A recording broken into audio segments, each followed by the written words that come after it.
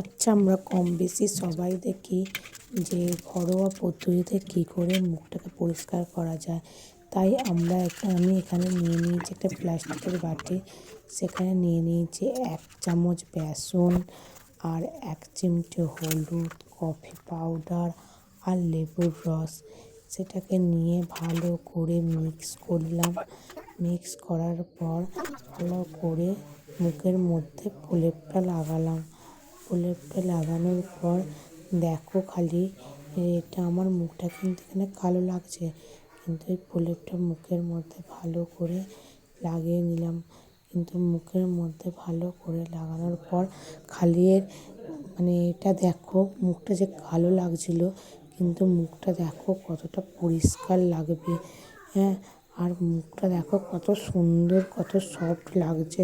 তাই পার্লারে গিয়ে ফালতু পয়সা খরচা না করে ঘরোয়া পদ্ধতিতে তো এইরকম বাড়িতে করাই যায়, তাই না?